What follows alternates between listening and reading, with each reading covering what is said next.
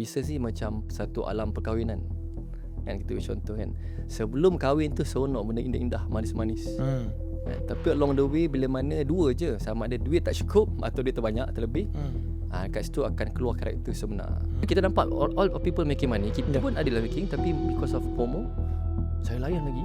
So apa berlaku, in less than 3 days to 5 days, dia jatuh, ketepung tu. Saya jadi people tak beli because of 4 benda. I mean, kita punya objection lah, whatever. Biasanya first is no trust. Selagi benda tu melibatkan masalah dunia, itu bukan masalah besar.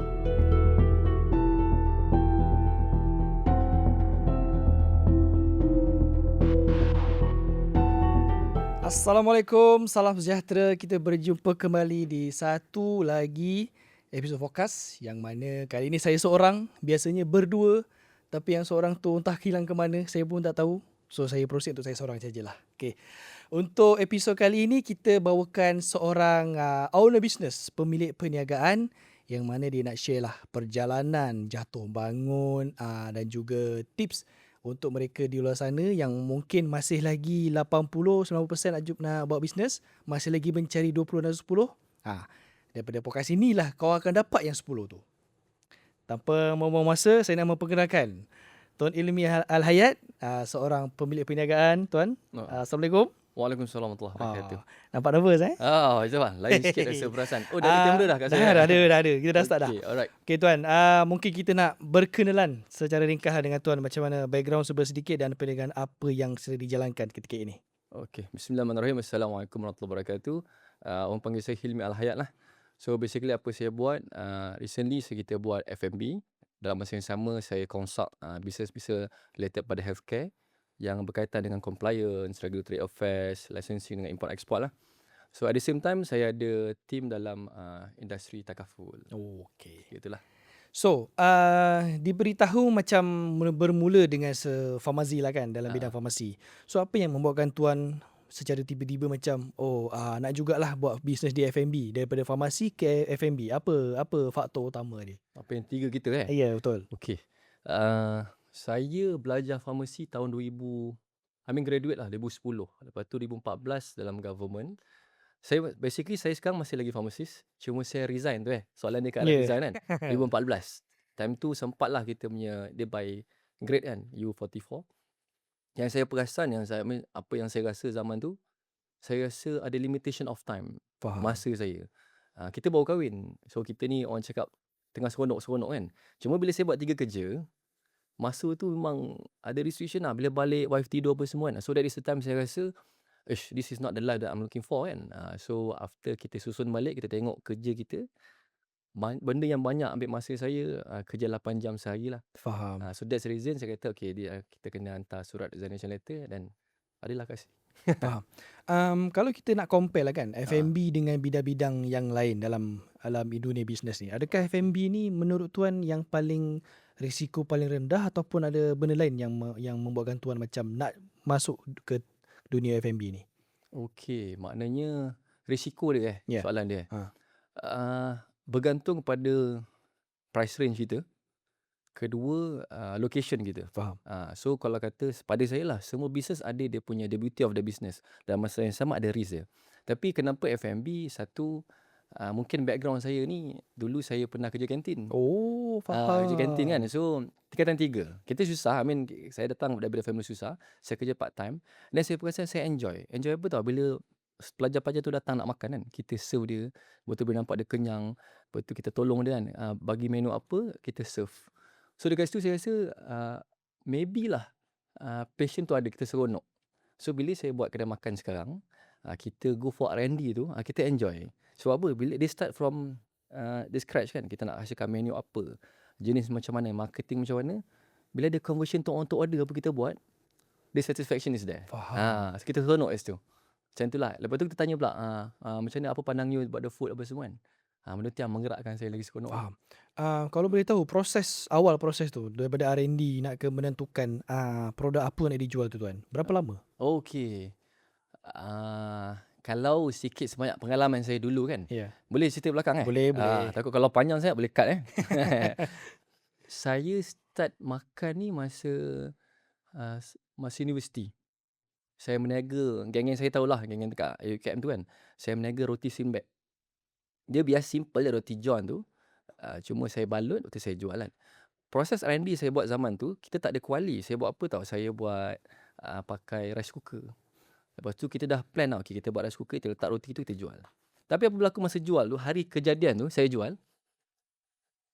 Dah lah api slow. Roti tu roti john kan. Betul. Saya rendam dalam minyak tu. Saya angkat keluar minyak dan saya jual. Faham. Itu yang kelakarnya apa tau? Orang tu beli waktu Ramadan, saya tak tahu apa berlaku kat perempuan tu yang beli makanan tu kan. So nak bagi tahu, proses R&D ni kita kena try and error. Jangan tunggu perfect. Faham. So second time saya buat baru saya tahu, in order nak avoid minyak ni, kita kena balut dengan ada wrap. So kalau tanya proses je, kita belajar daripada awal. So masa on the day masa saya buka kedai makanan recently ni, I think sepatutnya less than a month lah. Sebab kita dah ada some sort of ideas. Kita just tinggal panggil, back to your question tadi kan. Kita panggil chef, kita throw question yang mana boleh tak dia bawa menu kita kan. Kalau kata you nak go for western, kita panggil chef western. Kalau nak go for fine dining, kita buat fine dining. At that time saya nak belajar macam mana tau, saya panggil semua jenis chef. Lepas tu saya belajar, saya dapat angle. Betul saya tahu our target market kat mana. Baru kita filter, kita pilih shortlisted kan. Kita food test. Faham.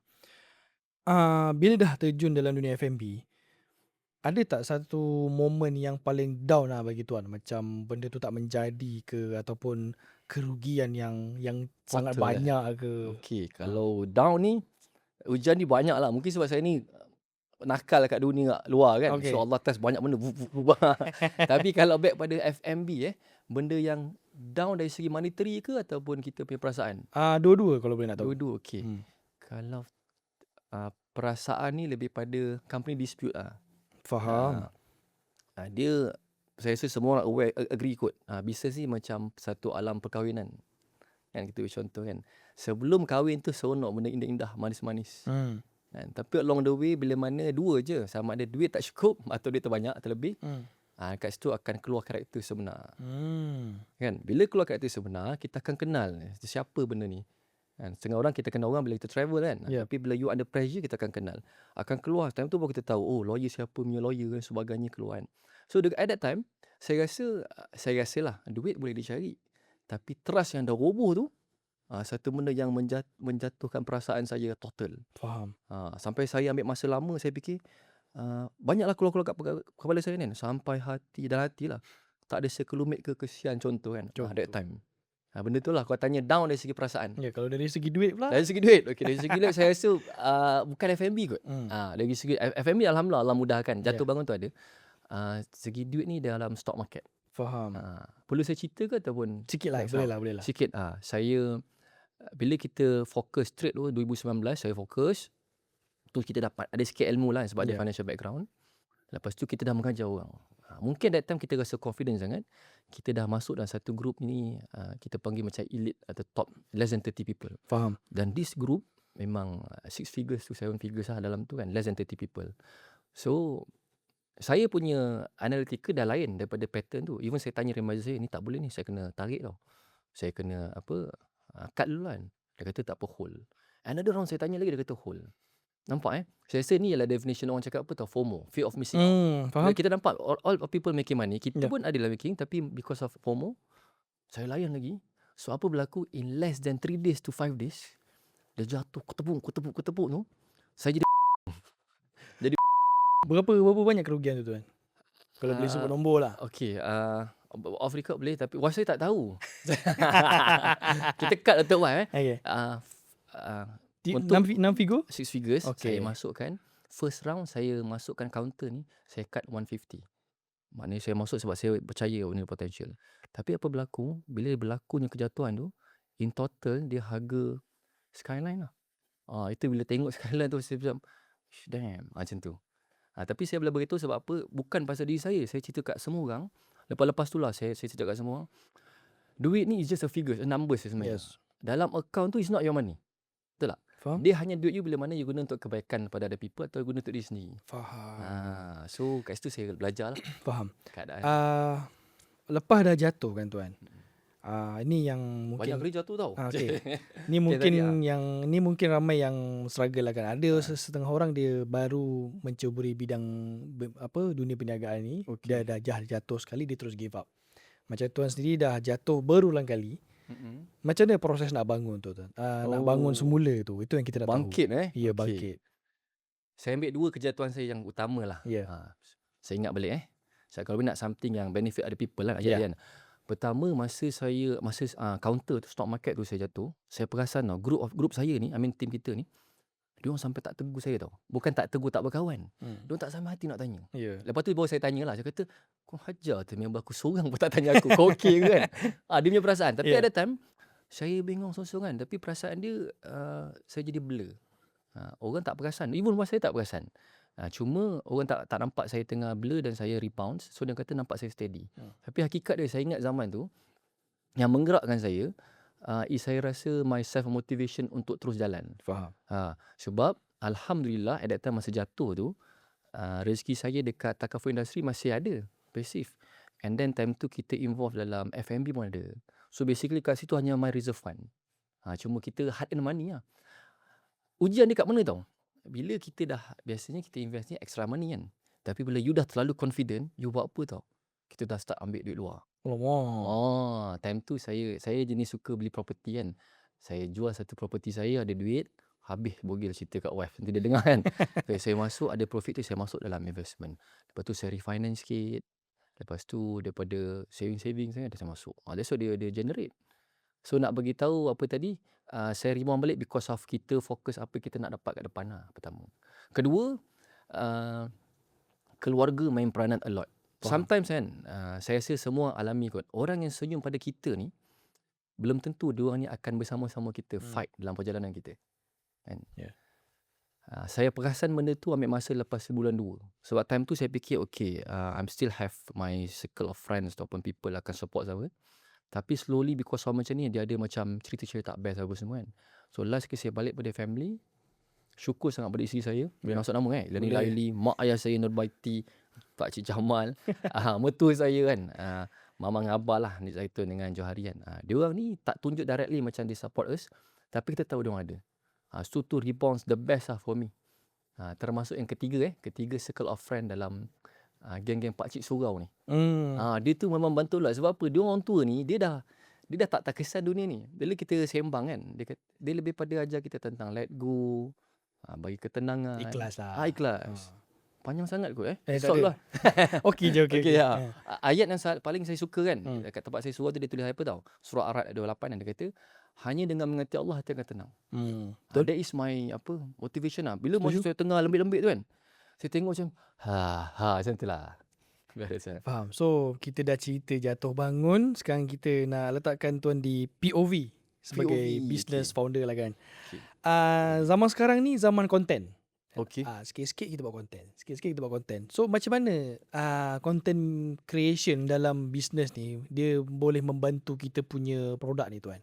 Sebab sekarang orang main buat je konten tapi tak tahu pun benda tu berkesan ke tak berkesan. So macam mana tuan melihat content creation untuk business tu? Okay. Secara overall lah ni pandangan saya lah. Pertama, saya bukan orang yang pandai dari segi konten. Mungkin saya tak boleh jawab for now. Datang sini tak tahu lah, mungkin tu aja kan. Tapi konten diperlukan because apa tau? Orang ni beli produk, customer, dia bukan beli produk. Dia akan beli trust dulu. Then only produk akan datang. Sales akan terjadi transaction. So, bahasa lain dia, content is satu platform yang mana you shortenkan untuk building trust. So, the content tu sebenarnya is a stage for you untuk promoting yourself, untuk build up your trust. Yang saya belajar daripada buku yang saya baca, people tak beli because of 4 benda. Kita punya objection lah, whatever. Biasanya first is no trust. No trust. So platform tu kita building trust lah. Faham. Make sure every posting tu you tahu, okay, the objective you nak building trust. Sudah tahu game dia. Kedua, tak ada confidence. You tunjuklah you skillful, ada knowledge kan. Betul tak? Betul. Okay. Ketiga, no money. Tak boleh buat apa lah. Betul. No money tu biasa saya bang, join my team lah, kita sama-sama. Contoh kan, recruitment lah kan. Keempat, no urgency. So the reason kita jumpa people ni, kita nak tweak sikit, nak create urgency je. Bila mana content you betul. So diperlukan lah. Yeah. Soalan dia. Adakah saya selalu nampak satu ayat ni lah. Bad Mm-mm. marketing is still a marketing. Betul. Okay. Tapi dalam dunia moden sekarang ni tuan kan, Mm-mm. adakah bad marketing ni masih lagi relevan ataupun cara marketing tu kita dah kena ubah sikit-sikit lah? Okay. Mungkin sebab saya ni sepanjang hidup saya tak buy the idea of bad marketing kan. Tapi saya perasan dekat market luar, kat luar sana, even saya ada jumpa, mentor-mentor kita orang luar kita kenal lah kan. Okay. Saya nampak they are still doing good. Those yang buat bad marketing. Cuma long run dia penat sikit. Faham. So talking about nak viral, nak create apa vibe baru semua, nampak super powerful. But when you talk about sustainability, bad marketing is something yang kita kena tengok balik. Betul ke cara ni? Macam tu lah from my point of view lah. Faham. Okay. Tadi tuan ada mention mentor kan? Okay. Nak buat bisnes ni wajib ada mentor ke? Ataupun kita percaya je dengan kebolehan dan diri kita sendiri? Soalan lah. Wajib lah tu. Ini kalau salah cakap ni bahaya ni. Banyak mentor kat luar kan. Okay. Kalau saya saya fikir. Saya ni kind of person yang suka jumpa orang bertanya apa kekuatan dia. Ya. Macam soalan lah kita bagi kan. Betul. So saya tak mengatakan okay dia tu you are my mentor. Tak. Tapi saya selalu meletakkan setiap orang ni ada their own strength. Saya meletakkan semua is my mentor. So kita masih very clear bila kita jumpa orang ni, contohlah kan, apa kita nak extract dari dia. Contoh saya jumpa Dito ni, kita tahu dalam you line dalam media semua. So janganlah tanya benda lain yang tak berkaitan. tak berkaitan. Kita tanyalah strength dia. Dan bila dia tengah cerita point dia strength dia kuat ni, kita janganlah langsung campur sebab tahu ni line dia. So talking about mentor saya perlu kan. Saya jumpa, saya dengar. Lepas tu balik rumah, kita jangan blindly follow. You susun pula based on your experience, skill dan sebagainya, you susun. Saya kind of person yang I think kawan-kawan saya akan cakap saya very analytical lah. Saya more on strategic planning dan sebagainya. Saya rasa mungkin dari sifat tu saya susun. Saya plan, execute. Soalan dia diperlukan tapi jangan follow blindly. You ikut apa yang dah belajar. So safe to say mengumpulkan input dari semua macam mentor boleh lah kan. Otak-otak semua yes diperlukan. Sebab yalah diorang dah buat dulu, diorang dah involve dulu, so asam garam tu semua dia dah rasa tu kan. Kita nak skip dia punya ni. Dia punya proses tu. Macam saya dah lalu bukan kan. So siapa yang dengar audience saya especially, skip. Okay, Almi dah buat macam ni, tak edit ni, kau kena skip. Benda-benda tu lah. Diperlukan. Okay. Nak buat bisnes ni, adakah saya ada duit banyak? Okay. Modal tahu banyak duit. Katalah ada duit banyak kan. Modal dah cukup. Adakah modal itu dah mencukupi untuk saya buat bisnes ataupun ada benda lain sebenarnya yang saya perlu get ready selain modal daripada awal ni supaya bila dah masuk nanti saya tak terkejut sangat? Okay. Modal Ini soalan memang very common lah. Yeah. Okay, for me contoh kan, saya selalu perasan orang ni, contoh kita talking about F&B lah kan. Bila kita mingle around dengan ramai orang kan, kadang-kadang contoh kita tengok ayam gepuk. Power gila sale dia. Penuh bang. Di mana-mana. Macam gila. Dan setengah orang tu bila dia makan, dia kata, damn, aku punya gepuk lagi sedap daripada dia jual. Betul. Okay kan? Okay. Bila idea dia kata, maknanya bila aku jual sebelah dia, I can do better than him. Betul kan? Technically lah. Yeah. Tapi bila in real life, jadi tak? Kadang-kadang tak jadi. Kebiasaan tak jadi. Sebab apa? You are not ready for that process. Okay. So nak bagi tahu, dia ada benda yang tersurat. Kita must prepare ourselves before you start. Termasuk modal tadi. So when you talk about modal, yes we have modal. Tapi untuk saya akan tekan pada kurangkan risk you, especially zaman sekarang. Sebab saya punya style, risk profile saya berbeza tengok niche market yang saya masuk. Contoh kalau bahagian finance, mungkin saya high risk taker. Sebab saya ada experience kat situ. Betul. Kalau F&B mungkin saya moderate. Kalau niche selain saya memang yang low risk. Sebab saya tahu saya belum belajar. So back pada itunya modal tadi, you kena jumpa orang pula. Okay, kalau F&B kan, apa next step? So biasanya you kena mahir on distribution channel. Dekat mana tempat nak lepaskan barang you. Ketiga, proses sales tu you kena, kita kena belajar sama-sama. Macam mana nak tackle orang, macam nak baca psychology people kan. So banyak stage lah. Faham. Tapi for those yang dah ada, kalau tanya saya, you dah ada advantage. Faham. Now you tinggal cari orang yang ada experience untuk shortenkan you punya perjalanan. Sekarang ni masa yang tak menentu lah tuan. Minyak naik turun. Betul. Situ perang, sini Nak marah perang. siapa pun tak boleh kan. Itulah. situ perang, sini perang. Ada, kalau menurut kacamata tuan lah kan, adakah masa sekarang ni masa yang sesuai untuk orang start business ataupun mungkin perlu tunggu dan lihat dulu? Faham? Mana satu? Okey. Saya punya takut orang kecam kan, salah pula. Tak apa. Okey, saya punya point of view setiap zaman ada opportunity dia. Okay. Setiap zaman. Sama ada before COVID pun ada opportunity, masa COVID pun ada, lepas pun ada. Even kita perasan, before COVID ramai billionaire terhasil kan. Masa COVID pun ada orang. Contoh top gelap geng-geng yang healthcare macam ni kan. Lepas COVID pun ada. Okay. So, untuk saya stage sekarang, dengan apa resource saya ada, apa sikit strength weakness saya ada, saya dalam stage tunggu nak lihat dulu for me. So, saya kind of person yang takkan bermain dengan risk lagi for this year. Sebab apa? Sebab dia market is very sensitive, sangat reaktif dengan dunia luar dan sebagainya kan. So, kalau tanya saya, kena relax dulu, tapi you strengthen apa yang dekat tangan. Faham. Dan saya buy the idea of service. Service ni sebab apa? Business yang service ni dia modal dia digital je. Alio je. So untuk stage sekarang saya fokus on service supaya apa? Kita invest so much money kat tempat yang tu, takut ROI dia tak ada. Faham. So benda ni applicable kepada F&B dan service ataupun salah satunya? Ataupun kedua-dua? Saya rasa semua boleh. Semua boleh apply. Contoh service kan. Service F&B kita boleh go by custom, personalized. Maybe kita tengok macam mana bila kat sini ada gap, orang suruh dapat makanan. Kita hantar ke rumah dia, kita hantar ke office dia. Pada saya benda tu okey. Tapi untuk kita set up, untuk saya lah tempat kosong, sebab saya adalah few tempat yang saya dapat kan, location kan. Tapi dia punya initial cost tinggi, upfront dia cost tinggi kan. 7 figures nak buat semua kan. Saya rasa untuk saya punya capacity belum lagi. Faham. Takut tak jadi kan. Macam itulah. So, tapi kalau service rental yang kat tangan, you tahu kat situ ada transaction, jalan tu. Even kecil pun jalan tu. So, in tengah belajar kan. Faham. Ada, tuan ada di service pun ada, F&B pun ada. So, mungkin ni saya nak minta tuan untuk jelaskan lebih detail sedikit. Apa ilmu basic yang kita perlu ada? Contohlah saya nak berniaga. Okay.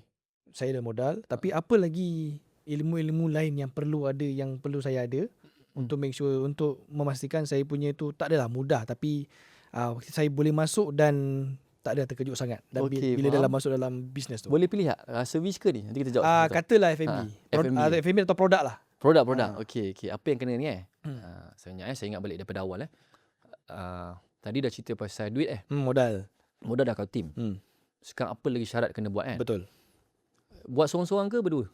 Katalah seorang-seorang. Sedap makan detail aja. Okay, kita lah tanya dah Zul. Okay. Seorang-seorang Okay. Tadi modal dah settle. Kedua, you kena tengok demand pada you punya produk. Faham. Okay. Demand ni dia tak boleh by tanya-tanya orang, okey tak? Kan? Sebab apa? Kadang jawapan dia orang ni, jawapan based on limitation dia orang. So you kena buat feasibility study apa semua kan, statistik nak tengok how powerful is your product.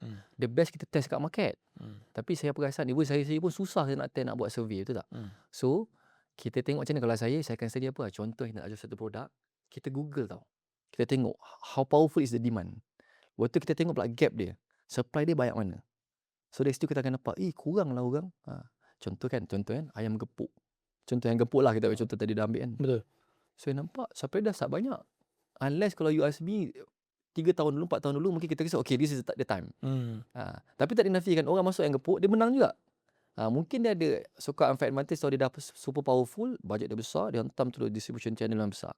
So back pada saya tadi, ayat dia is kena check the demand. Okay. Yang ketiga, you kena tahu the whole ecosystem dia macam mana. Maknanya you dah tabulate kan, you dah terang bentang you punya plan kan. Contoh F&B mana you dah tahu dah, okay, supplier dia dekat mana, cost dia berapa, lepas tu staff dia macam mana, location dia kat mana.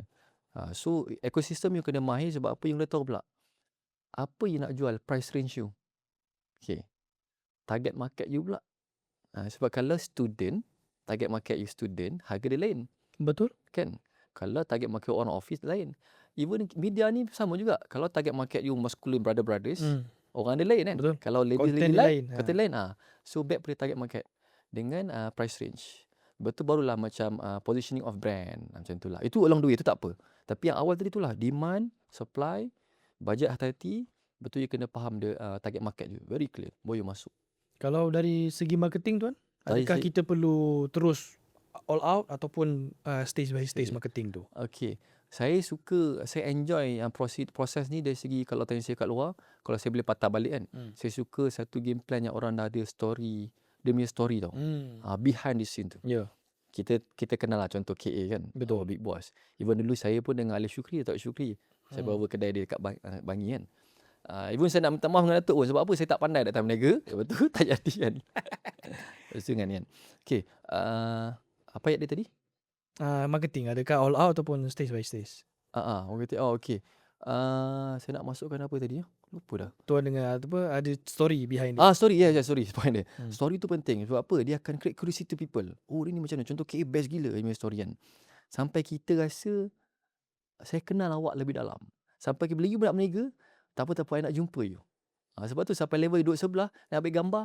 Padahal contoh kita kan, tiba-tiba orang ambil gambar kita pelik kan. Tapi because of content kita tu dah create, kita ni family, brothers kan. Kita rasa macam, jom family. Jadi standard. So, story ni penting lah. Kalau tanya saya, dengan perjalanan tu kan. Faham. Marketing memang wajib lah tuan. Sangat-sangat diperlukan. Sebab ada kadang orang, tak payahlah buat marketing, kita tak payah keluar kos marketing. Kita pakai apa yang ada je. Rugi. For me rugi. Sebab? Dia memendekkan kejayaan dia. Mempercepatkan kejayaan dia. Faham. Dan kejayaan dah macam-macam definition kan. Tapi kalau you talking about ROI, memang ada initial cost yang you masukkan. Tapi kita kira lah. Contoh kan, you invest 10%, you akan dapat 100%. Kalau tak jadi, you invest 15%, 20%. Saya ada involved dalam financial planning. Memang saya ada cap lah. Contoh saya, payroll saya berapa persen. Saya punya sewa masih berapa persen. Even marketing cost berapa persen. Saya akan follow benda tu exactly. Terbabas, standard. Terbabas. Tapi kita maneuver balik. Dan saya believe bila mana sistem tu kita buat proper, InsyaAllah on paper Allah akan izin lah dia punya ROI tu balik. Faham. Contohlah. Saya suka ayat ni lah, di ayat orang English lah. In order you want to gain money, you need to spend money. Okay, yes. Setuju tuan? Setuju. Okay.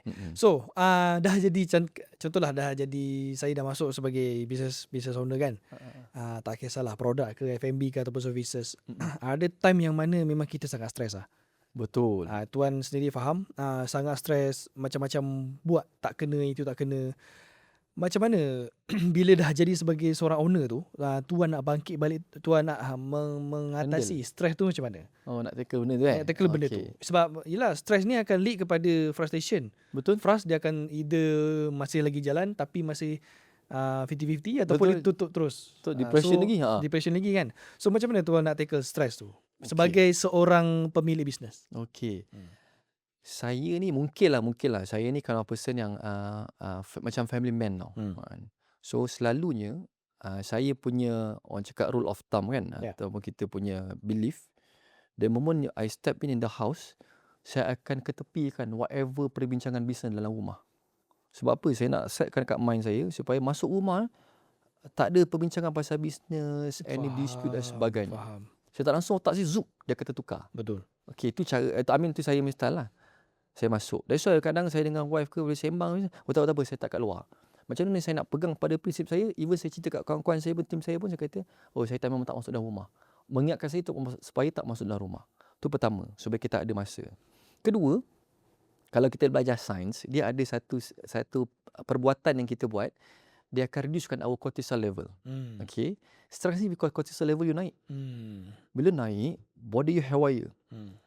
Stress level, lepas tu testosteron merapuk apa semua. Lepas tu serotonin, endorphin semua berubah kan. Bila dah naik, BP you spike. Bila BP you spike, you akan in fight and flight mode lagi, tak ready. Itu sampai tidur tu terbangun. To the extent now. Ketenangan tu tak ada. So, macam mana saya nak switch? Saya balik pada mana yang meningkatkan, mereducekan saya punya hormon tu, naikkan hormon ketenangan. Contoh endorphin dengan serotonin. So saya tahu, dengan bermain dengan anak, peluk family apa semua, dia akan beri ketenangan. So saya memerlukan benda tu.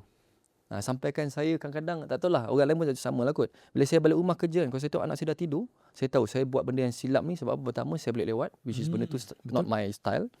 Kedua, saya miss the moment saya tidur bersama dia orang sebelum saya masuk bilik saya. So saya akan pastiin jaga macam tu. Itu family lah. Kedua, circle of friends you. Saya akan dekat-dekat dengan pakcik-pakcik yang pencen ni, yang banyak kat surau ni. Dia akan bagi kita different angle.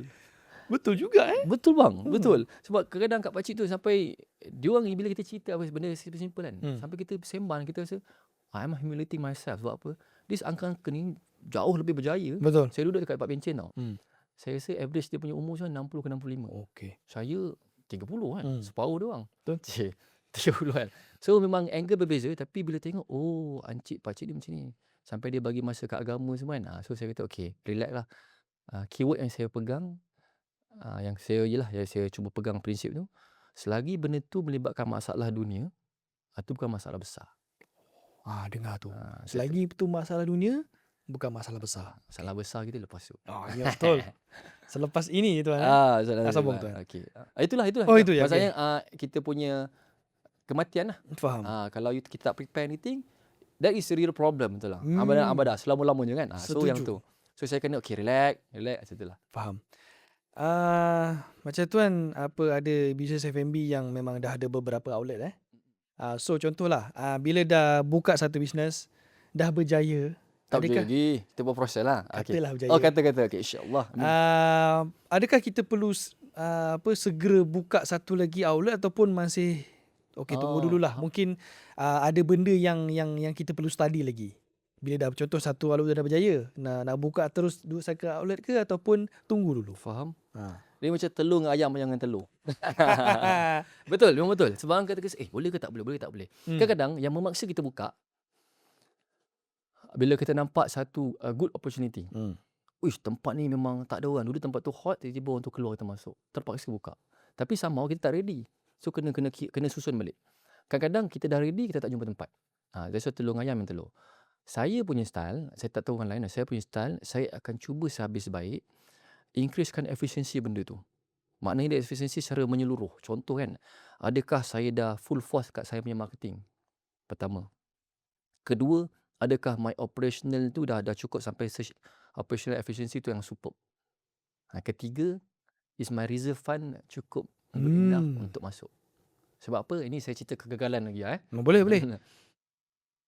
Saya Putrajaya lah. Putrajaya, lepas tu saya buka Shah Alam tu KL kan. Okey. Dalam tengah-tengah tu saya dapat satu kedai best kat Putrajaya. Saya buka kedai spek. Okey. Macam konon kita ada sikit extra, kita buat kedai spek. Tengok back pada point saya tadi kan. Pertama, insyaAllah kita ada duit, dah settle dah. Tapi kita tak tahu dia punya ekosistem sales dia. Kita tak tahu demand dan supply dia. Apa berlaku saya buka, cost tu plus minus dengan renovation dengan upfront ni close to 200,000. Okey. Kita reno, betul bila saya siap memang kita rasa proud of sebab apa? Tempat tu cantik. Tapi bila saya compare dengan orang lain, tak perlu cantik pun. Unless you masuk kat mall. Betul. Saya masuk kat shop lot. So apa berlaku? Saya tak lepas.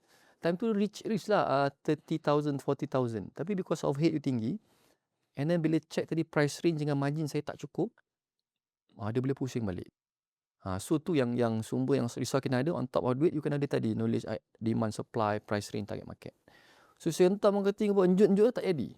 So saya ada dua, sama ada nak marah tapi dan jalan je mengharap kan orang datang, atau kita cut loss. Okay. So you have to cut loss. Faham. So hanya Tuhan yang tahulah macam lagu dia kan. Dia punya miss. So point dia tadi, buka bila you are ready, dah cukup semua syarat you, dah titik-titik baru you buka. Macam itulah. Ini saya punya lesson lah. Faham. Saya alami. Berapa lama tempoh untuk business owner ni ambil portion daripada bisnes kita tuan? Sebab ada yang mengatakan korang kena tunggu setahun atau 2 tahun barulah siapa tahan owner tu baru dapat dia punya bahagian, dia punya cut lah. Okay. Yalah, sebagai owner pun kita tak boleh ambil directly terus kan. Mesti ada satu tempoh yang nak bisnes tu buat duit dulu baru kita boleh ambil. Betul. Kalau mengikut pengalaman tuan, pendapat tuan, berapa lama tempoh yang diperlukan tu dan berapa banyak sebenarnya yang sebagai owner tu boleh ambil? Faham? Yang saya baca kat luar apa semua, yang saya baca memang mostly orang cakap 6 months to 1 year. Ada tu yang cakap break even 2 years. Okay. Tapi mungkin sebab saya ada background kat financial management apa semua, apa saya buat, the moment saya start, pertama saya dah tengok saya punya reserve fund. Saya insyaAllah saya boleh fokus berapa lama dia boleh tahan without I'm taking the money from the company. Faham. Pertama. Nombor 2, saya dah letak percentage. Mana how much can I take from this company. Ikutlah percentage kemampuan kita, keperluan kita zaman tu. Tuan tetapkan awal-awal? Yes. Okay. Contoh kan, sebab kita bincang F&B kan, kita dah fokus okay, sale ni average kita akan dapat 100,000 contoh. So kita tahu lah percentage kita mungkin ambil 5%. Mungkin kita ambil contoh kan. Janganlah kira kan. Tapi maksud saya macam tu. So kalau sale you 10,000, 5% jugalah. Kalau 20,000, 5%. 100,000, 5%. Tapi kita tengok deep down pula, kalau kata sale 20,000 tak lepas. Betul tak? Tak lepas nak bayar kan. That is the time you have to sacrifice. Sampai you lajak-lajak contoh 50,000, ada pula. Sebab kita account separately kan. Kita apa? Ada duit. Dan kita ambil. Kita fokus tu. Dia jangan kadang-kadang orang cakap curi duit company kan. Itu yang berlaku bila tarik-tarik tu. Itu sampai level, ini saya kena pesan diri saya jugalah. Bila kita dah tarik, kita dah struggle nak bayar duit marketing. Faham. Nak inject. Padahal we need to spend in order to get more kan. Yep. So kat situ dia akan bermain dengan perasaan. Konflik. Dulu aku nak bayar duit servis kereta ni. Next month baru marketing. Saya rasa itu bibit red flags lah. Faham. So saya tak ada istilah when is the best time, saya tak ada, tapi saya ikut by percentage. Saya mana company saya can run, the operation cost of it semua, saya boleh ambil. The dividend itself tu pun kita tengok berapa banyak saya nak ambil. Sama ada saya nak reinvest balik ataupun kita ambil by percent. Ada je zaman bila saya buka company ni, saya buka banyak company tau. Walaupun dia brand yang sama, total 4 companies. So saya akan tengok berapa dividend saya boleh ambil. Ada company yang saya kata 2 tahun saya tak nak ambil. Ada company yang lepas every year saya ambil. Contoh. Faham. Tapi belum sampai level Tesla lah. Dia dah masuk terus si Elon Musk kan. Jauh lagi lah. Jauh lagi lah. Sikit kecil kan. Halus. Satu lagi yang kita nak tanya. Kalau melibatkan partner ni. Okay. Jeng. Sebab yelah kita mesti ada seorang dua kawan yang buat bisnes dengan partner. Lepas tu kena lipat dengan partner. Partner tinggalkan dia kan. Katalah nak buat bisnes dengan partner. Apa yang kita perlu tengok dekat partner kita tu sebelum kita nak fully committed nak buat bisnes? Faham? Do's and don'ts Ya, betul. Dah cakap berhati-hati ni. Bismillahirrahmanirrahim. Sebab ramai saya perasan, yelah ramai orang bisnes dengan partner lah. Sebab itu orang panggil stepping stone. Dan saya pun buy the ideas. Because apa? Cuma saya, 50 bisnes saya ada partner yang tak ada partners. Ada ambassador dan tak ada ambassador. Pertama, partner dia best sebab dia stepping stone you. Dia akan cover you punya blind spot. Itu saya suka. Masa saya kan person, saya tahu saya punya strength kat sini, weakness saya kat sini. Saya mencari partners yang mengcover kekurangan saya. So kalau tanya saya, pertama you kena compare you punya strength dengan dia. Sama ke berbeza? It's good kalau berbeza. Sebab dia akan cover kita. Kalau saya operational punya wise, dia marketing best. Kalau saya marketing, dia kena sebaiknya. Sebab kalau kita benda yang sama kita pergi, ini biasanya kita akan mencanggah dua benda. Sebab kita masing-masing ada idea masing-masing yang power. Kan? So bila lain ni, bila kita agree you punya strength, saya punya strength. Pertama. Kedua, ini lesson yang saya belajar sebab waktu titik terendah saya zaman tu kan. Perlunya ada partnership agreement. It's really important. Ya, betul. Really important. You kena refer yang sama yang senior ke atau pernah lalu ke. Really important. Because apa? Ini menentukan titik tolak you hari ni dengan masa depan. Future you. Dia bukan tentang you berkira. Dia bukan tentang you kata, nanti nak gaduh senang. No. Tapi itu adalah benchmark yang mana I respect you, respect I. Kedua, partnership agreement. Walaupun kawan baik lah. Walaupun kawan baik. Tapi kita kedua kena ada mutual understanding, ada reason why kita buat benda tu. That's why kalau kita tak boleh buat bersama-sama, partnership agreement tu, kita ambil lah third parties. Jom geng, kita hire lawyers dan sebagainya. Cuma kadang-kadang benda ni cost. Saya pun masa Indonesia, saya tak nak bayar lawyer, mahal kan. Betul. So, kita draft dulu partnership agreement kita. Lepas tu slowly kita involvekan orang yang mahir tambah. Dan sebaiknya masukkan exit clause. Maknanya kalau di pertengahan jalan, saya ramai tau. Bukanlah saya sumber rujukan, tapi saya ramai orang datang kat saya nak ambil balik macam mana partner dia dah ada invest, dia nak ambil balik duit dia kat luar sana. Lepas tu ada kata tengah jalan partner dia tak buat kerja. Banyak kes kan. Tapi yang saya perasan, kalau you very clear dengan partnership agreement you ada exit clause. Mana whoever want to surrender, dia dah tahu lah. Okay guys, okay gang, bro, kita masih kawan, aku nak pitch aku punya exit clause. Exit clause it can be, maybe you punya injection 100%. Sebab you nak exit awal, mungkin kalau tahun pertama, you dapat 10% je. Tahun kelima mungkin 50%. Macam tu. Kat situ bincang lah. Itu dua kan. Yang ketiga, get familiarized dengan Company Act 2016. Wah, macam pandai kawan-kawan. Company Act dia banyak, 500 lebih. Dia punya akta dia besar, banyak. Tapi you must be familiarized sebab kita semua akan buka company. kita kena tahulah apa syarat nak buka company, betul tak? Betul. Dan this company ada dia punya akta, nama dia Company Act 2016, bawa SSM. Dekat situ dia terang detail. Saya pun sebab saya dah baca pun tahulah, dulu saya tak tahu kan. Kat situ dia terangkan apa fiduciary duty act as a director, apa hak you, bukan hak you, apa right you and everything kan, lebih kurang. Kedua, shareholders punya hak.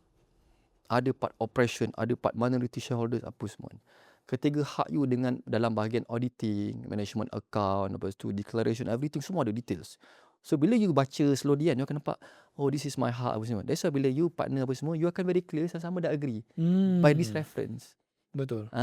So insyaAllah bila saya pegang idea macam ni. Bila you senang partner, you start, insyaAllah senang bergaduh. Tapi you susah you start, insyaAllah susah you bergaduh. Dispute lah maksud saya. Masuk, faham. So Tiga ni lah. yang tiga tu boleh membezakan lah, sama ada bila ada partner buat bisnes ni, sama ada okey ataupun tak okey. InsyaAllah. InsyaAllah. Betul-betul. Dia bergantung kepada rezeki kita lah. End of the day tu juga kan. Betul. Tapi ini the best. Bukanlah the best. Even contoh Nabi Muhammad perang pun pakai 2 kali baju lapis tau, baju besi masa perang Uhud kan. Maksudnya kita nak the best ikhtiar supaya dipermudah in the future. Betul. So ni apa? Kita nak mempersiapkan semua benda dengan baik. Yes. Supaya bila kita dah masuk fully dalam dunia tu, okey lah. Macam cari ready lah sikit. Konon-konon kan. Macam tu lah. Lebih kurang. Okey. Satu lagi. Macam banyak je soalan tu. Banyak. Saya sediakan saya banyak. baca lah. Okay. Nak buat bisnes ni, ada yang selesa buat sendiri. Dia lah bos, dia lah pekerja. Okay. Tapi kalau contoh kalau kita jual produk ataupun kita ataupun F&B, memang tak dinafikan perlulah pekerja tu. Kalau dari tuan sendiri kan, macam mana, apa requirement ataupun syarat-syarat yang apa prinsip-prinsip tuan dalam mengambil pekerja hiring? Okay. Kalau saya first saya akan pastikan dia ni yang trusted lah, trustworthy. Orang yang boleh dipercayai. Sebab apa? Sebab dalam perjalanan kita ni jauh dan panjang. So kita kena pastikan orang ni trusted. Itu nombor satu. Sama ada you test dia ataupun you dah nampak from the interview. Susah juga sebenarnya. Sekarang kita terkena kat lipat kan. Betul. Tapi tu nombor satu. Kedua, dia punya karakter. Adakah dia ni ada willingness nak buat apa benda yang kita usahakan. Dan he is someone yang teachable. Yang boleh diajar. Sebab pada saya, skill knowledge kita boleh bagi. Tapi karakter wise kita tak boleh. Betul. Dia tergantung kepada diri masing-masing lah. Yes. So dua ni memang really important. Dan ketiga would be a bonus for me kalau dia lagi pandai dari saya. Itu saya perlukan lah. Dia pandai kerja, jangan pandai jangan pandai game lain, betul. Contoh macam media, saya tahu, itu is the best lah. Ni semua reference. Betul tak? Bukan lain kita. So kita akan refer, bro, ni macam mana target market audience you macam tu. Saya akan pegang kat situ lah. Faham. Untuk pastikan my team ni, dia cover my blind spot. Baru future kita dah tahu, okay, dia punya stand kat sini, kat sini. Tapi the direction kita yang susun kan, navigate kan. Macam tu lah, 3. Sepanjang dalam bisnes tu kan, pernah pecat pekerja tak? Uish. Saya ingat first. Okay. Mestilah pernah. Tapi saya, orang cakap ni, saya tak berani. I mean, dalam proses tu kita bukan jenis yang agresif. You are fired. Macam Trump kan. Saya bukan Trump kan. You are fired. Sedap karakter. Saya bukan macam tu. Saya macam diplomatic punya style lah kan. Sekarang ni saya BHR saya buat. Selamat aku kan. Tapi masa stage tu, biasa top tier saya buat lah. Yang top management yang saya buat. Saya akan bagi surat dulu. Ataupun saya sit down, saya confront dia. Ada 5 benda you tak buat. Tapi saya dapatkan, sebab saya belajar dalam mindset survey, saya buat team saya kan. Kita kena dapat mutual understanding between dua pihak. So dia tak boleh saya je load, tapi dia tak buy dari, so saya buang. Not fair for him. Cliche lah sikit, tapi somehow bila dapat muncul, senang saya tekan dia, saya picit dia. Sebab kau kata itu kau nak buat. Macam tu kan. So saya akan, contoh kalau 5 poin, saya akan tanya. Betul tak? Dia kata yes. Okay, now berapa lama you nak memperbetulkan keadaan ni? Biasanya dia akan sebut, tak apa bos, saya bagi saya 2 minggu, bulan. Saya akan pegang. Selagi mana saya boleh tahan, saya pegang lah. The next one jadi, mungkin saya bagi kali kedua, tapi kedua saya CP je. Yang ketiga saya kena berhenti kan. Supaya borang tu dia akan sign. Kalau saya tak akur dengan ni, saya ni. Dulu saya pernah buat satu stage, kita 2-3 orang pressure kat dia. Tapi saya malu. Sebab apa? Saya bukan kind of person yang hantam pekerja sampai surrender berhenti. Saya malu. I mean, that's the reason saya kata, okay, lepas ni staff biar saya one to one lah. Macam tu lah. Faham. Sebab dia momen yang tak best Ya. untuk kita buat. Faham. Tuan pernah berdepan dengan haters tak? Haters kepada bisnes tu ke? Apa ataupun komen-komen dekat sosial media yang macam haters lah. Macam mana tuan overcome haters ni? Macam ataupun menghadapi haters ni? Okay, ini untuk influencer je. Saya bukan influencer. So, directly haters saya belum nampak. Mungkin sebab saya bukan influencer lah kan. Tapi deep down dalam hati saya tak tahu kan. Okay. So, kalau tanya saya, sepatutnya mesti ada. Kan? Sepatutnya lah kan. Yalah. Macam menyampah tu, Mamat ni atau kan. Kena pula nak buat konten, tak kerti buat konten kan. Saya by the other idea of criticism lah, feedback. Selalu orang cakap apa, feedback is the breakfast for champion kan. Criticism tu saya rasa benda yang membantu saya untuk grow, saya akan ambil. Betul, every time saya jumpa orang, even my presentation pun, masa saya buat takaful ke apa kan, saya akan tanya, lepas saya present, boleh tak bagi saya feedback. Saya perasan saya learn a lot from the feedback. Faham. Okay. Walaupun feedback tu kadang berapu, you kena filter sendiri lah. Maybe you ambil 70-80% untuk grow. Haters dari situ. Tapi maybe dia ni bukan haters, tapi dia nak kita grow kan. Construction criticism. Construction criticism. Tu ayat dia. Pandai sikit lah. Saya tak haters kan. Tu pandai sikit. Okay. Apa? Constructive? Criticism. Okay. Kedua, noise. Noise ni memang ada. Ini memang saya trim je lah. Saya tak masuk dalam hidup. Sebab ada team saya pernah tanya, macam mana kau boleh relax? I mean, macam mana kau boleh relax? Macam tak nampak stres apa semua kan. Walaupun perjalanan tu kan. Tapi saya belajar pada benda, saya jadi katak yang pekak lah. So all those noise ni, selagi mana dia tak menggerakkan saya pada my vision, I'm okay to be friend with you. Tapi I know lah what are topic should I discuss with you atau share ataupun tak. Faham. Macam tu lah. Okay. Ada juga bisnes ni, owner tu micromanage tuan. Dia macam everything dia nak involve lah. Dari content creation. Ini yang viral staff tanya kan. Dari content creation lah, dari segi marketing, sale apa semua. Memang dia nak involve everything lah. Kalau menurut tuan, adakah micromanage ni dalam dunia sekarang lah masih patut, ataupun owner ni mungkin kena slightly let go sikit-sikit kepada staff ataupun manager kat situ ke? Faham. Okay, jawapan saya ni bukan untuk business owner yang dah power lah. Jawapan saya ni kan, nak declare dulu kan. Cuma in order for you to understand about something, saya rasa peringkat awal diperlukan micromanage. Maknanya contoh kan, you mesti ada satu proses tagging. Macam kita dalam hospital pun kita ada tagging HO dengan MO semua tagging. Sebab apa? Dua benda. Pertama, you nak belajar benda tu sampai betul-betul master. Kedua, you nak pastikan the next person, next successor you ni betul-betul faham on that process. So, my answer would be, micromanage diperlukan, tapi you must put a deadline.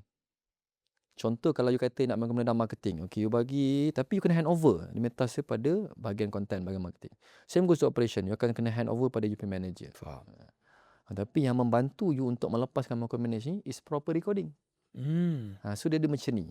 Bila dia nak lepaskan, you kan ada monitoring yang betul. Faham. Tapi kalau you kacau-kacau, I'm not kind of person tak micromanage. Tapi you punya monitoring KPI apa semua tak ada, memang kena lipat lah kan. Betul. Macam tu lah. So yang benda ni saya akan adjust. Pastikan proper recording. That's why saya punya team, bukanlah saya punya team, saya punya proses sistem, setiap bulan ada declaration, sale dan sebagainya. Saya akan monitor betul besi berapa pun. Lepas tu saya akan monitor. Lepas tu saya akan counter check pula. Kat sini saya ada letak satu, orang panggil macam enforcement officer. Dia akan pastikan apa declaration tu betul. So si satu dia monitor, ni saya punya monitoring. Faham. Satu lagi tuan. Apa tadi lupa. Oh, ya banyak sangat. Tak kecil lah. Okay. Dunia sekarang ni dia macam KA, Khairul Lami, level lain. Alif Syukri. Memang business founder atau business owner yang dikenali ramai. Yang dikenali lah. Adakah seorang founder atau owner tu patut menonjol untuk membantu bisnes dia naik, ataupun ada cara sebenarnya boleh je duduk di belakang tabir tapi bisnes tu masih jalan? Faham? Sebab saya terbalik kan. I mean, kalau tanya saya, kalau boleh pilih button, elok yang tadi tu lah. Dia cepat. Dia macam dia shortenkan you punya nak building trust apa semua. Cuma behind the process saya percayalah, not easy untuk become Alif Syukri, Dato' Alif Syukri, untuk become KA semua yang dia datang dengan passion, dia commitment is there sebagainya kan. So point dia, If your commitment is there, I mean you ready untuk benda tu, I would suggest you benda tu is the best for me. Tapi doesn't mean benda tu saya boleh buat. So maybe you letak benchmark macam tu, lepas tu you tengoklah kat stage mana you boleh buat supaya you tahu direction kat arah situ. Tapi kalau you kata you tak nak kat arah tu, nak kat arah lain. Tapi pastikan you punya step tu memang mempercepatkan nak building trust. Untuk convert transaction tadi lah, sales tadi. Betul. Macam Macam kalau kita cuba ambil contoh KA dengan Datuk Adik Chokri kan, dia punya proses tu bukan sekejap. Ui gila gempak babe. Dengan sifat dia yang baik tu, best tu. 10-15 tahun juga. Sebab ingat lagi masa Carol Aming awal-awal dulu kan. Buat video masak, lepas tu dia ada produk dia sendiri, dan sekarang ada Rembayung. Dah makan kat Rembayung? Betul lah. Saya tu lah bila kita FMB kita lambat sikit pergi. Saya belum lagi. Aduh hai. Okay. Tuan, kalau ini pertanyaan tambahan lah. Sekarang ni macam tadi kita dah sembang, dunia tak menentu. Kalau menurut tuan lah kan, bidang apa yang kita masih lagi boleh berceburi dan risikonya kurang? Adakah F&B ataupun services ataupun jual produk lain? Kalau daripada kacamata tuan sendirilah. Okay. Saya melalui proses tu daripada saya start kerja 2010 until now, ups down kan. Saya nampak satu industri yang dia inflation proof. Theoretically lah. Which is dalam industri servicing. Sebab apa? Dia industri servicing yang saya nampak, day one you masuk, you macam ni kan. Tapi kalau you 10 years dalam industri, sepatutnya you punya experience is there. Skill you lagi tinggi, smart more dan sebagainya. Betul. So sebenarnya you ada advantage yang lebih banyak, service. Cuma kalau berbanding konservatif punya business, kalau 10 years doesn't mean you lagi power dengan orang lain. Sebab sometimes orang lain baru masuk lagi power. Betul. Plus dengan duit contoh kita tengok macam mana Larkin Coffee masuk, macam mana Mixu masuk. Betul. Sekali Bentes Selamba. Okay, ni saya cerita pasal diri saya. Despite of ups and down tadi tu, yang membantu saya lepas saya punya so-called overhead dengan saya punya expenses is my takaful industry. dia unik sebab apa? Sometimes saya invest a lot time kat situ sampai tak ni kan. Tapi bila kita compare balik ups down, tu membantu saya. Plus saya ada team dan sebagainya. Thanks to my team juga. Itulah Kak Lily, Brother Saleh dengan Kak Zana kan. Dia membantu saya untuk menggerakkan team. Dan orang ni, semua orang perlu urus duit. Perlu urus duit. So kat situ sama ada dia dibantu ataupun dia buat seorang-seorang. Kita ada 34 million people. So bahasa mudah dia cukup kita ambil 1% ataupun 0.01%. Lebih kurang kan. Betul. Mungkin 3,400 pun dah cukup dah untuk kita ni. Maknanya kita advising dia sama ada nak go for wealth protection, lindung duit dulu. Wealth accumulation dengan creation pada saya semua pandai. Kalau kita tanya anak muda kan, tanya kan, kat mana nak generate duit? Dia boleh bagi 10-20 point. Tapi kat mana nak buat wealth protection? Dan itu something yang, ada gap. Itu yang bawah. Satu lagi yang atas, yang saya feel the gap, wealth distribution. Which is, saya perasan tak ramai orang aware, macam mana the moment you meninggal, harta you freeze, macam mana nak liquid kan? Ya, betul. Yang farid semua. So, team saya ada dua benda tu. So, itu yang orang cakap so-called macam evergreen. Dia bukanlah gempak viral, tapi benda tu diperlukan semua orang. Maybe yang wealth protection, anak muda, distribution ni pakcik tua yang saya bersama-sama kan. Macam itulah. Tadi tuan ada mention beberapa chain daripada China. Luckin Coffee, Mingzu apa semua tu kan. Mereka tidak nafikan, mereka menawarkan harga yang memang murah lah. Sangat-sangat murah lah kan. Geram maksud. Betul. Macam mana orang tempatan kita ni, orang lokal kita ni nak bersaing dengan strategi marketing yang macam tu? Saya nak bersaing kan? Betul. Kalau saya tanya frankly speaking, saya pun tak jumpa cara. Kalau jumpa saya, dia tu datang tempat saya lah. Buat podcast lah. Okay, so, saya tak jumpa jawapan lah kan. Cuma, apa yang saya apply, kita back pada kita punya signature, apa kita punya strength. Okay. Kalau boleh, kita jangan bersaing target market orang. Faham? Sehabis boleh. Contoh, saya ambil contoh industri pharmacy lah kan. The reason why saya tak directly buka pharmacy, saya hanya dalam back end, consult dan sebagainya. Sebab saya perasan, bila mana masuk je caring pharmacy, big pharmacy, Alfurus ni, kena libas gitu lah. Untuk saya lah. Yang lain memang dia dah experience kan. So, sebab target market sama. So, if talking about yang besar-besar ni, you kena, kalau nampak je dia masuk target market you, menu yang you come out, kena selain daripada target market dia. That's why dia bermain dengan apa tau? Dengan type of makanan tu, dengan price range tu. kena berbeza. Sebab kalau nak perang dengan dia kalah. Sebab dia belakang ni banyak gila duit. Betul. So Dia selamba punya dia buang harga. founder tu kan. Funder tu kan. Funder tu. Sebab dia macam kita lah, beza dia kita dengan dia punya duit tu lebih kosong. Kan? So dia datang Malaysia, conversion apa semua, dia kata contoh I ada berapa? 100 million untuk play around. Dia dah kira kita akan dapat dalam masa 10 years. 10 years. Dan dia orang willingly tunggu. Dia orang ni tunggu sebab apa? Sebab tempat dia dah stable. Dia kata time lain extra money, why not? Tu buka dulu. So cara buka simple lah. Semua orang saya boleh buat benda sama kalau ada duit banyak. Buang je harga. You akan viral. Lepas tu lepas tu orang dah kenal you, baru you upsell balik. So saya rasa pattern tu sama as konsep. Dia buang harga, lepas tu dia makan balik. Dengan ada dia punya membership program dan sebagainya. Macam tu lah. Atau advantage lah. Untuk yang tycoon-tycoon kan. Okay. Dah sejam Sejam? Sejam? Okay. Ada lagi 3 soalan tuan. Soalan yang pertama. Ada 3 jam. Masing-masing orang ni dia mempunyai definisi kejayaan yang tersendiri. Okay. Macam mungkin saya punya definisi kejayaan lain, tuan punya lain. Kalau tuan sebagai pemilik perniagaan, apa definisi sebenar kejayaan tu bagi tuan? Okay. Saya pegang 3 benda. Okay, cantik. Ada buku tu dia buat cerita banyak. Definition setiap kejayaan setiap orang berbeza.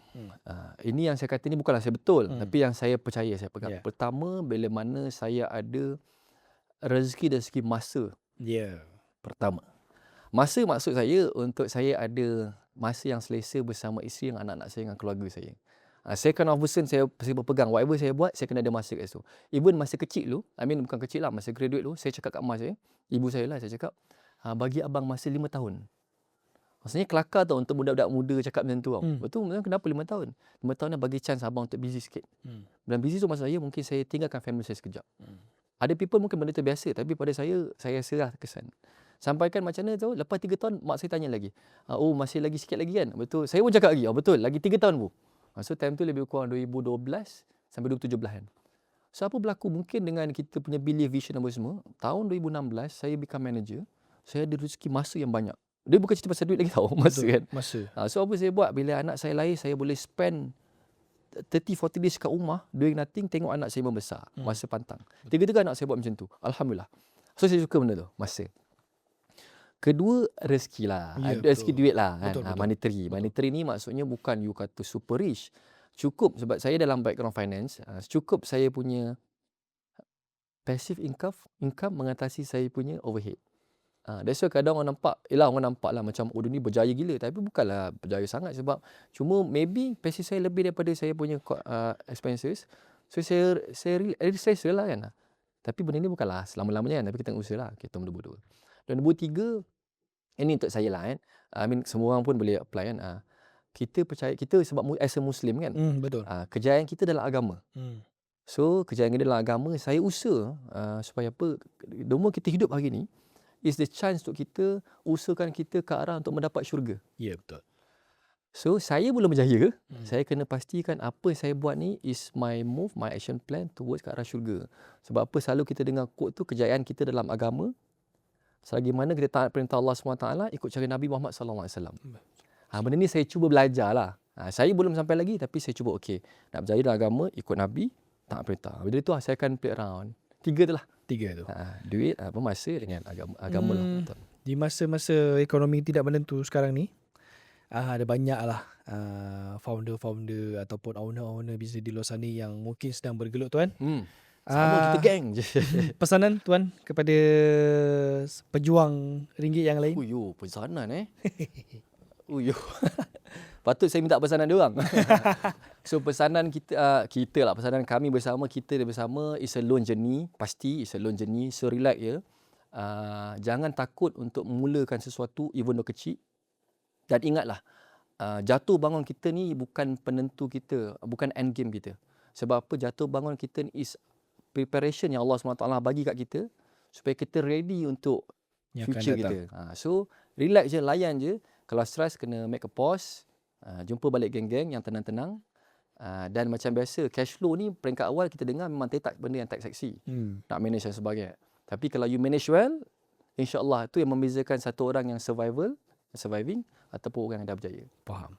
So Kalau itulah. pesanan untuk mereka-mereka yang mungkin masih lagi 80%, 90% tak jumpa lagi baki person tu tuan nak buat bisnes, pesanan daripada Kita tuan. suruh kat dia bisnes kan. Ya. Okey, kita suruh juga. Okay, you kena list you punya, kalau saya punya style, saya buat satu trade line. Ini umur you 5 tahun dengan before. Ya. Mungkin 5 tahun dulu you dah fikir you nak buat bisnes. Tapi hari ni tu tak buat lagi. Betul. Now you check balik 5 tahun dulu nak jadi apa. You kena tengok, kalau aku tak start 5 tahun ni sama je. Umur makin meningkat dan sebagainya. So you cari gap you, kat mana you nak grow. Lepas tu you kena list apa syarat-syarat tadi yang kita dah bincangkan. Mungkin you tambah daripada pembacaan buku per mentor. You tengok kat mana yang gap yang paling jauh. So you mantapkan kat situ. Faham. So saya rasa lah the moment knowledge gap tu makin dapat, nak buat first baby step tu insyaAllah senang. Kedua ni penting lah. Even saya sendiri pesanan kepada saya, even saya punya family kan. Don't compare yourself, your chapter 1 dengan chapter 20 orang lain. Betul. Never. Betul. Benda tu akan buat you down. Sama ada you belum start business, masa you start business, even kalau saya compare orang lain pun, saya pun boleh down kan. Betul. Tapi kita bersyukur and enjoy our present moment. Ya. Enjoy the process, sebab sooner or later end result akan datang. Pasti. Dalam hidup pun macam tu juga, sebab kita tak boleh compare hidup kita dengan hidup orang lain. Betul. Orang lain mungkin mencapai tahap tu dengan struggle-nya sendiri. Tapi kita pun ada kita punya struggle dan ada tahap kita juga yang kita sampai. Okey, dah tu, panjang lebar dah Tuan Hilmi Al-Hayat bagi sharing pengalaman, bagi tips-tips untuk mereka-mereka yang dah berada dalam dunia bisnes ni. So, sekali lagi terima kasih Tuan. Thank you so much. Apa nama kedai tadi? Smoke Kingdom. Smoke Kingdom. Korang kalau nak tengok Smoke Kingdom tu apa, pergilah TikTok ke Instagram ke, tengok Smoke Kingdom. Nanti kami 1, 2, 3, 4 rombongan Vokat akan datang Smoke Kingdom. Boleh. Tag saya Hilmi Al-Hayat dekat kita punya tu kan. Tag saya Nanti saya tag Tuan, nanti kita makanlah kat Smoke Kingdom, kita buat review.